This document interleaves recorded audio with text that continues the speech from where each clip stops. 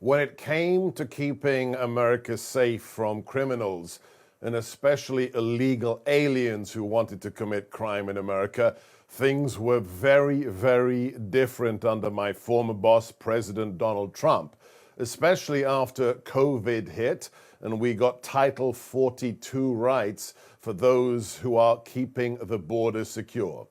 Since then, everything changed. 6,000 illegal aliens crossing the border every single day, at least 20% of them with the coronavirus, being seeded across America with plane and bus tickets paid for by you and me. So we're not the fake news. We wanted to find out how bad it has become. So I took my producer and a camera, and with an invitation from Sheriff Mark Lamb of Pinal County, we went down to the border region and we had a look for ourselves. And it was shocking. The evidence, the mass evidence of the smugglers, not just the coyotes smuggling people, but also drugs across the border, was shocking. And this is not what the lying legacy media would have you know. How bad has it become since our visit? Let's talk to Sheriff Mark Lamb of Pinal County, as well as the Sheriff for Cochise County, Mark Dannels. Welcome both of you to the Gorka Reality Check. Good morning, Sebastian. So, Sheriff Lamb, we visited you maybe 2 months ago. Can you talk to us about the escalation of the situation where you are in Arizona? Yeah, one of those areas that I took you to, Sebastian, I was just out there last week, and it's got even more debris now. So that's signs that they're still coming through that, which we know. Look, this is something they do every day. The sheriff will tell you that we just don't have enough resources to be able to work 24/7 to combat the amount of human trafficking and drug trafficking that's coming into this country right now. And then now you add on top of it the COVID issues. That should be alarming to every American across this country. Sheriff Dannels, you can tell us very, very personally about how crucial collaboration is between law enforcement agencies, especially between local agencies and federal agencies. I believe you were removed from the Homeland Security Advisory Council recently. What is the state of play in terms of securing the border together as one team and having the back of the feds and the feds having your back? Well, Sebastian, thanks for having me again, and my good friend Sheriff Lamb. Let me say this, our successes on the border, I've served 37 years on this border. The successes come when we collectively work together, state, local, and federal. That's not happening right now. The politically neutral stats show that.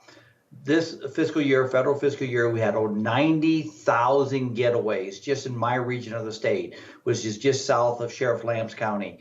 Those people are covertly smuggled by the cartels coming through our private lands, our public lands, camouflaged up, and they're being smuggled by the cartels. Cartels are making millions of dollars, and under a public safety, national security, humanitarian, and health pandemic that we're all addressing, that is a cry.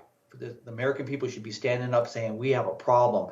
This administration is failing and has shown no will to secure this border. And that's why we're having the issue, because the message is, and we hear it every day on the border from these folks that are coming to this country illegally, that we come because the president said we can. The messages needs to be prioritized. We need to secure our border. And when it comes to Title 42 that made sure that people under a national health emergency could be repatriated back to their countries, it's already been rescinded for children. What happens, Sheriff Dannels, if it is rescinded completely? What happens to this crisis that is already a catastrophe? Well, Texas is an example of what happens when Title 42 is not being enforced. The state south of Texas and Mexico will now let CBP expel them. The state of Sonora, south of Arizona, south of my county, will let them expel them. So the cartels are covertly smuggling these folks into our country. When Title 42 goes away, and I've already seen some information working with Border Patrol on this, they expect Arizona to look just like Texas. And let me say, that is a tragedy waiting to happen. once that goes away. In the meantime, you have been supporting the associations, the various associations. Talk to us, Sheriff Dannels, about how you are working with other sheriff's departments. Well, as the chairman of the National Sheriff Association for Border Security, working with Southwest Border and Western Sheriffs, we're all coming together as sheriffs, standing united for the three objectives: public safety, which is community safety, the quality of life Americans expect, national security we all embrace, and humanitarian. We need to stand united, and sheriffs are doing that right now. And we're on your show, Sheriff Lamb and I, just to make sure that this message. What I worry about, Sebastian, is the longer this goes on, this intellectual avoidance by this administration, this becomes normal to our communities on the southwest border, and it's a tragedy throughout the United States. 250 people a day are dying of drug overdoses. 90% of all illicit drugs come through the southwest border. We need a war on drugs back in this country again, because that's affecting families, communities, and schools. And having an open border like this president and administration is advocating is a tragedy to this country's quality of life.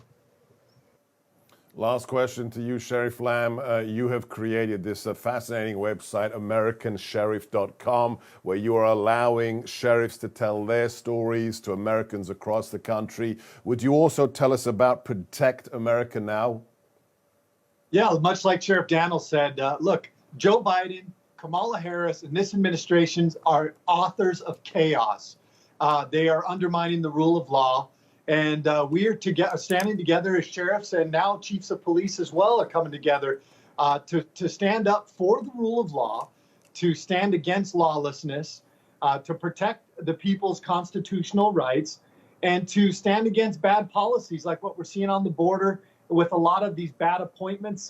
They're trying to appoint people that shouldn't be appointed to these government positions. So we're doing the best we can to stand together. Like the sheriff said, one voice. We're trying to come together as a voice in law enforcement everywhere and anywhere we can to stand against this chaotic and lawless administration.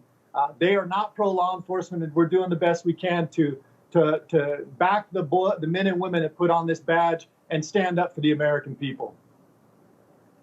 Dear friends, Newsmax viewers, please check out protectamericanow.com and also americansheriff.com. God bless both of you, not only for keeping your counties and America safe, but for also being truth tellers.